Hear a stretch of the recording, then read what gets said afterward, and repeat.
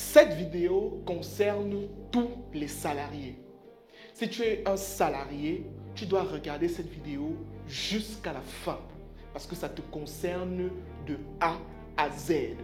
Quand on est un salarié, on touche et on perçoit un salaire à la fin du mois, bien évidemment. Mais qu'est-ce que vous faites de vos salaires en réalité? Dans cette vidéo, je vais vous donner 4 choses que vous devez faire dès que vous touchez votre salaire. Ça veut dire que dès que tu prends ton salaire, il y a 4 choses que tu dois faire et je vais te donner ces 4 choses dans cette vidéo. Et je peux te dire que la 3e chose est la chose la plus importante que tu dois faire quand tu perçois ton salaire. Reste jusqu'à la fin de cette vidéo.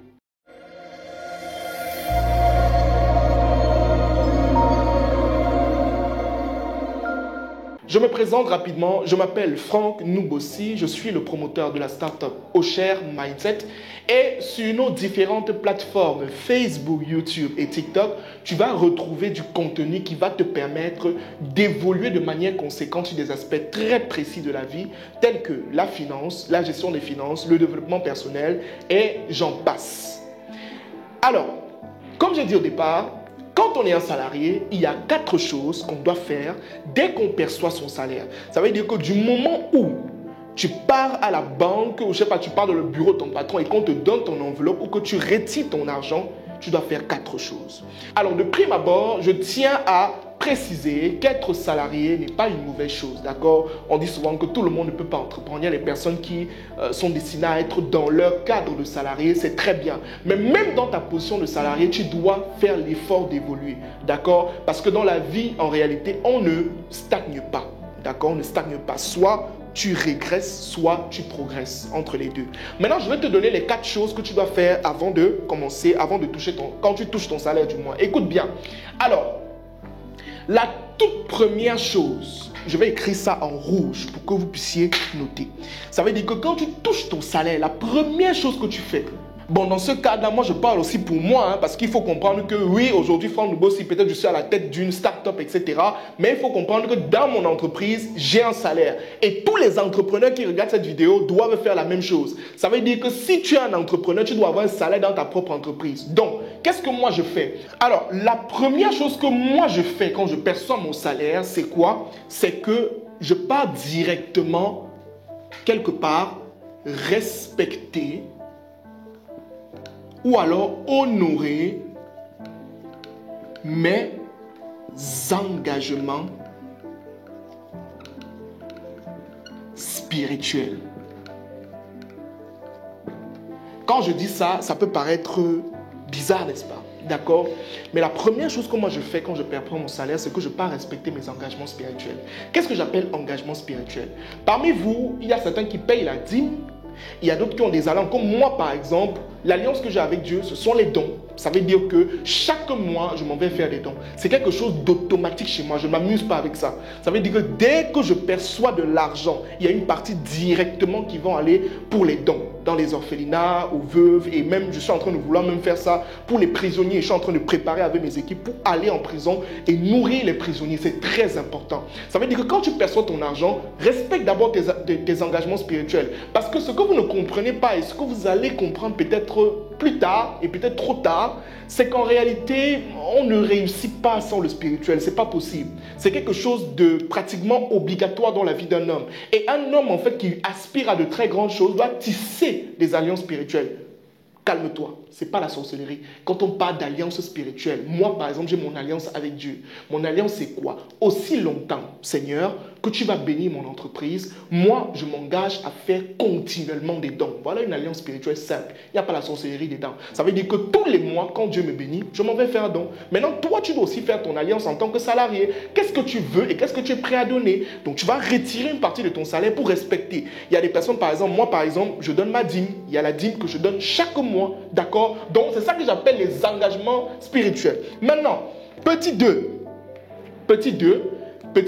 en tant que salarié, tu dois être en mesure...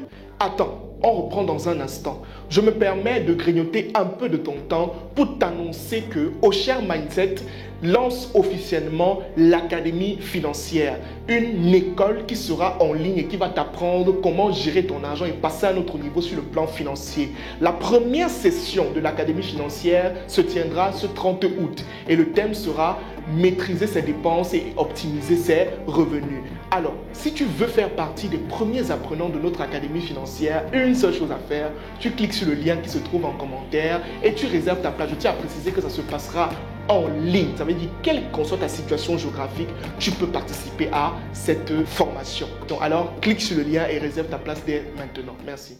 D'établir tes budgets. C'est ici que les gens meurent alors. Pourquoi? Parce qu'en réalité, quand tu n'as pas de budget du mois, le budget, c'est ce qui va te permettre de dire à ton argent là où il doit aller durant le mois.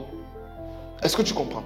Le budget, c'est la chose qui va te permettre de dire à ton argent où il doit aller durant le mois. Ça veut dire que dans tes budgets, tu vas budgétiser la consommation, tu vas budgétiser la sécurité et tu vas budgétiser l'investissement. D'accord? Mais si au début du mois, tu ne fais pas ça, je peux te garantir que ça va aller dans tous les sens. Alors ici, je vais un peu t'aider rapidement pour que tu comprennes. Regarde, dans les budgets, tu auras le budget de consommation.